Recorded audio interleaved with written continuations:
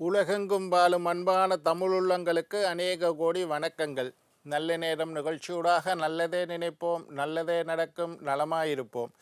இன்றைய தினம் 6ஆம் தேதி 2ஆம் மாதம் 2026 சுக்கிரவாசரம் என்று சொல்லக்கூடிய வெள்ளிக்கிழமை. விசுவாவசு வருடம் தை மாதம் 23ஆம் நாள். இன்று பஞ்சமி திதி, அஸ்த நட்சத்திரம், அமிர்த சித்த யோகம். இன்றைய தினம் ராகு காலம் 11 மணி முதல் 12:30 மணி வரை. இன்றைய தினம் யமகண்டம் 3:30 மணி முதல் 5 மணி வரை. இன்றைய தினம் நல்ல நேரம் 6:30 மணி முதல் 8 மணி வரை. இன்றைய தினம் குளிகன் நேரம் 8 மணி முதல் 9:30 மணி வரை. இன்றைய தினம் சதய நட்சத்திரக்காரர்களுக்கு சந்திராஷ்டம தினம். சதய நட்சத்திரக்காரர்களுக்கு சந்திராஷ்டம தினம். சூளம் மேற்கு, பரிகாரம் வெள்ளம். என்ன நேர்களே, வாருங்கள் இனி இன்றைய தினத்திற்குண்டான ராசி பலன்களை பார்க்கலாம். மேஷம் வரவு, ரிஷபம் ஆக்கம், மிதுனம் சினம், கடகம் வாழ்வு, சிம்மம் மகிழ்ச்சி, கன்னி லாபம், துலாம் துன்பம், விருச்சிகம் அமைதி, தனுசு உயர்வு, மகரம் சிரமம், கும்பம் சாந்தம், மீனம் சாதனை. ஆன்மீக தகவல் பகுதியில் தொடர்ந்து உங்களை சந்தித்து வருவதில் மட்டற்ற மகிழ்ச்சி அடைகின்றேன். ஒவ்வொரு நாளும் ஒவ்வொரு புதிய அற்புதமான ஆன்மீக தகவல்களை உங்களோட பகிர்ந்து கொண்டு இருக்கிறோம். அந்த வகையில் இன்றைய தினமும் சில நல்ல விஷயங்களை உங்களோட பகிர்ந்து கொள்ளலாம் என்று காத்திருக்கிறேன். எங்களுடைய நிகழ்ச்சிக்கு நீங்கள் தரக்கூடிய ஆதரவு என்னை மகிழ்ச்சி அடைய செய்கின்றது. எங்களுடைய நிகழ்ச்சி சம்பந்தமாக, ஜோதிடம், ஆன்மீகம், வாஸ்து சம்பந்தமாக ஏதாவது கேள்விகள் இருப்பின் சக்தி டிவி நல்ல நேரம் நிகழ்ச்சி தயாரிப்பாளர் கீழ்கண்ட முகவரிக்கு கடிதம் மூலம் என்னை தொடர்பு கொண்டால் தொடர்ந்து வரக்கூடிய நிகழ்ச்சியில் தகுந்த கேள்விகளுக்குண்டான பதிலை தர காத்திருக்கின்றேன். இன்றைக்கு என்னத்தை பற்றி பார்க்க போகிறோம்னா, சில தோஷங்களை பற்றியும் அதற்கு உண்டான பரிகாரங்களை பற்றியும் அதற்கு உண்டான பரிகாரங்களை பற்றியும் இன்றைக்கு பார்க்க போகிறோம். ஜாதகத்தில் நான் சொன்ன முக்கியமான தோஷங்கள் 21 வகையான தோஷம் இருக்குது.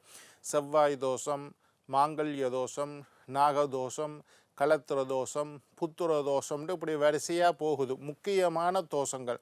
அது இல்லாமல் ஏகப்பட்ட தோஷங்கள் இருக்குது. 2 கிரகங்கள் சேருறதுனால சில தோஷங்கள் ஏற்படும். 2 கிரகங்கள் சேருறதுனால சில யோகங்கள் ஏற்படும். நல்ல கிரகங்கள் 2 சேர்ந்தால் ஒரு குதர்க்கமான யோகம் ஏற்படும். தீய கிரகங்கள் 2 சேர்ந்தால் அது தோஷத்தை தரும். அந்த மாதிரி சில விஷயங்களை பற்றி பார்க்க போகிறோம்.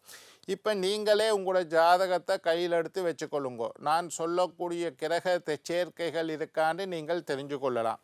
உங்களோட ஜாதகத்தை எடுத்து வச்சுக்கொள்ளுங்க. ஜாதகத்தில் எந்த கட்டத்தில் வேண்டுமானாலும் இருக்கலாம். லக்னம் என்பது 1வது கட்டம். லக்னத்திலேருந்து எண்ணி வந்தீங்கன்னா 1, 2, 3, 4 12 கட்டங்கள் ஜாதகத்தில் இருக்குது. இந்த 12 கட்டங்களுக்குள்ள எந்த கட்டத்திலாவது செவ்வாயும் கேதுவும் சேர்ந்திருந்தால், ஞாபகம் வச்சுக்கொள்ளுங்க, செவ்வாயும் கேதுவும் சேர்ந்திருந்தால் உங்களோட ஜாதகத்தில் 12 கட்டத்தில் ஏதாவது ஒரு கட்டம், எந்த கட்டமாக இருந்தாலும் சரி, அதில் செவ்வாயும் கேதுவும் சேர்ந்திருந்தால் முன்னோர்களுக்கு பிறர் இட்ட சாபம் உங்களுக்கு வேலை செய்யுதுன்ற அர்த்தம்.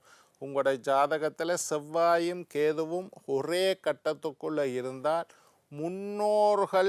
முன்னோர்களுக்கு பிறர் இட்ட சாபம், உங்களுடைய மூதாதையர்களுக்கு, உங்களுடைய அப்பாவுக்கு பிறர் இட்ட சாபம் இருக்கலாம், அம்மாவுக்கு இட்ட சாபமாக இருக்கலாம், தாத்தா கிட்ட சாபமாக இருக்கலாம், பாட்டிக்கிட்ட சாபமாக இருக்கலாம், அம்மாவினுடைய அப்பா அம்மா பெற்ற சாபமாக இருக்கலாம், அல்லது அப்பாவினுடைய அப்பா அம்மா பெற்ற தாத்தா வழி 2 வழியிலையும் உள்ள தாத்தா பாட்டி, இல்லை அவர்களுடைய மூதாதையர்களுக்கு சாபம். சில சாபங்களை நாங்கள் சொல்கிறது 7 தலைமுறைக்கு பழிக்கும். அதனால தான் அடுத்தவன்கிட்ட சாபம் வாங்காதீங்கோண்டு கேட்குறது.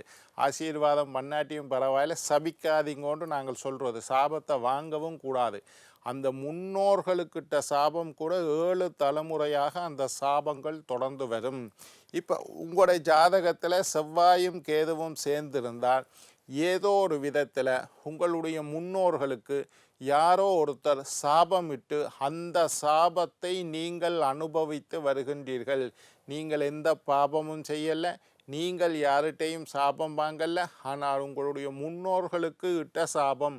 இந்த சாபம் எப்படி இருக்கும்? பிராமண சாபமாக இருக்கலாம், பெண் சாபமாக இருக்கலாம், பிதுர் சாபமாக இருக்கலாம், நாக சாபமாக இருக்கலாம், எந்த சாபமாக வேண்டுமானாலும் இருக்கலாம். ராகுவும் கேதுவும் சேர்ந்தால் முன்னோர்களுக்கு பிறரிட்ட சாபத்தினால உங்களோட வாழ்க்கையில் பிரச்சனை வருது. அடுத்தது, ஜாதகத்தில் செவ்வாயும் சனியும் சேர்ந்திருந்தால் நீங்கள் நான் சொன்ன மாதிரி உங்களோட லக்னத்தில் இருந்து 12 கட்டத்தில் எந்த கட்டத்திலேயாவது செவ்வாயும் சனி, முதல்ல செவ்வாயும் கேதுவும் சேர்ந்திருந்தால் முன்னோர்களுக்கு பிறரிட்ட சாபம்னு பார்த்தோம்.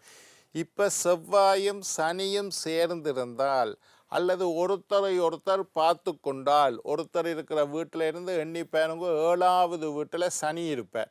7வது வீட்டில் இருந்து எண்ணி பார்த்தா, சனியிலிருந்து எண்ணி பார்த்தா 7வது வீட்டில் செவ்வாய் இருப்பார். செவ்வாயிலிருந்து எண்ணி பார்த்தா 7வது வீட்டில் சனி. 180 பாகை. ஒருத்தருக்கு ஒருத்தர் 7ஆம் வீட்டில் இருந்து கொண்டால் ஒருத்தரை ஒருத்தர் பார்த்து கொள்வினம். சனிக்கும் 7ஆம் பார்வை இருக்குது, செவ்வாய்க்கும் 7ஆம் பார்வை இருக்குது, பார்த்து கொள்வினம். அப்படி பார்த்து கொண்டால் கரும வினை என்கின்ற தோஷம் இருக்குது. போன பிறவியில் செய்த சில பாவங்கள், இது முன்னோர்களுக்கு விட்ட சாபம், அது எங்களுக்கு எந்த தொடர்பும் இல்லை. அவையில் செஞ்ச பாவத்துக்கு அவைகளுக்கு சாபமிட்டு அந்த சாபத்தை நாங்கள் அனுபவிக்கிறோம். கரும வினை என்பது நாங்களே செய்த பாவங்கள். போன பிறவியில் செய்த பாவங்களாக இருக்கலாம், அதற்கு முற்பட்ட பிறவிகள் செய்த பாவங்களாக இருக்கலாம், அல்லது இந்த பிறவியில் செய்த பாவங்களாக இருக்கலாம். கர்ம வினை பிற்பகல் செய்யின் முற்பகல் செய்யின் பிற்பகல் அனுபவிக்க வேணும். ஓட்டப்பம் வீட்டை சுடும். அடுத்தவர்களுக்கு நாங்கள் தீங்கு நினைத்தால் அந்த தீங்குக்குண்டான பலனை நாங்கள் அனுபவித்து ஆக வேண்டும்.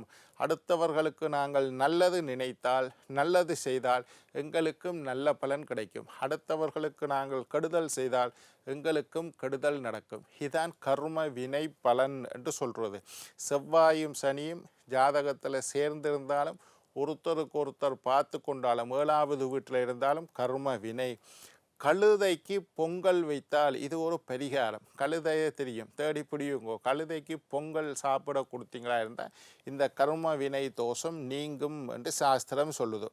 கருப்பை சிதைவு, சில பெண்களை பார்க்குறோம், கரு கட்டுதையா, சிதைந்து போட்டுது. எனக்கு 2 முறை கரு உண்டாச்சுதையா, 3 மாதம் 4 மாதத்தில் இல்லாமல் போச்சு. அடிக்கடி கரு சிதைவு ஏற்படுது, வயிற்றில் பிள்ளை தங்குதில்லை. இந்த மாதிரி சொல்லக்கூடியவர்கள், கரு சிதைவு ஏற்படக்கூடியவர்கள் கொஞ்சம் மஞ்சள் எடுத்துக்கொள்ளுங்கோ, கொஞ்சம் மருதாணி விதை எடுத்துக்கொள்ளுங்கோ. 2யும் நல்லா சேர்த்து மாவு மாதிரி அரைச்சி களி மாதிரி ஆக்கிட்டு அதை அடி வயிற்றில் பூசி 1/2 மணித்தியாலம் ஊற விட்டு குளிச்சு வாருங்கோ, கருச்சிதைவு நிற்கும். நான் இது நிறைய பேருக்கு சொல்லி நடந்திருக்கு. கொஞ்சம் மஞ்சள், மருதாணி விதை, மருதாணின்ற தெரியும், மரதோண்டி நாங்கள் கைக்கெல்லாம் போடுவோம், அந்த மருதாணி விதையும் கொஞ்சம் மஞ்சள் தூளையும் நன்றாக அரைத்து அடி வயிற்றில் பூசி 1/2 மணித்தியாலம் ஊற விட்டு குளித்தால் கருச்சிதைவு குறையும் என்று சாஸ்திரத்தில் சொல்லப்பட்டிருக்கு. மாதவிடாய் தொந்தரவு உள்ளவர்கள், மாதவிடாயினால் சில பேருக்கு பிரச்சனை, அந்த நேரத்தில் அதிகமான வயிற்று வலி இருக்கும், வாந்தி போகிறது இருக்கும், தீட்டு போகிறது அதிகமாக இருக்கும், அல்லது மாதவிடாய் ஒழுங்காக வராமல் இருக்கும், அல்லது மாதக்கணத்துக்கு ஒருக்கா தான் வருதுன்னு சொல்லுவினோம். இந்த மாதிரி பெண்களுக்கு இருக்கக்கூடிய பெண்கள், பெண்மை, பெண்ணியல், மாதவிடாய் சம்பந்தமான தொந்தரவு இருக்கக்கூடியவர்கள். ஜாதகத்தில் 1வது வீட்டில் 8வது வீட்டில் சந்திரன் இருந்தால் இந்த மாதிரி தொந்தரவு அதிகமாக காணப்படும்.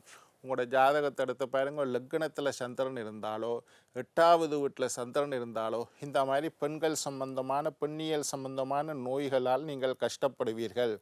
இவைகளுக்கு என்ன பரிகாரம் என்றால், 3 பௌர்ணமி அம்பாளுக்கு தொடர்ந்து பூஜை செய்து வர வேண்டும், இடையில விடக்கூடாது. 3 பௌர்ணமி தொடர்ந்து அம்பாளை வழிபட்டு வந்தால் மாதவிடாய் தொந்தரவுகள் குறையும். 5ல் செவ்வாய் இருந்தால் குலதெய்வ குற்றம் உங்களுக்கு உண்டு. நாங்கள் ஜாதகத்தை பார்த்துட்டு சொல்லுவோம், உனக்கு குலதெய்வ தோஷம் இருக்குது, குலதெய்வ குற்றம் இருக்குது, குலதெய்வ சாபம் இருக்குது, குலதெய்வத்தை போய் வழிபாடு செய்யன்ட்டு ஒவ்வொரு கிரகங்களை வச்சு சொல்லுவோம். பொதுவாக 5ல் செவ்வாய் இருக்கக்கூடியவர்களுக்கு குலதெய்வ குற்றம் இருக்குது என்று ஜாதகத்தில் சொல்லுது. வருஷத்துக்கு ஒரு முறையாவது குலதெய்வம் ஆலயத்திற்கு சென்று குலதெய்வ வழிபாடுகளை செய்து வந்தால் இந்த தோஷம் இருக்காது. இப்படி இருக்கக்கூடியவர்களுடைய ஜாதகம் 5ல் செவ்வாய் இருந்தவனை பார்த்து கேட்பேன், உன்னோட குலதெய்வம் என்ன தம்பி? ஐயா எனக்கு குலதெய்வமே தெரியாது. அப்போ குற்றம் இல்லாமல் இருக்குமா?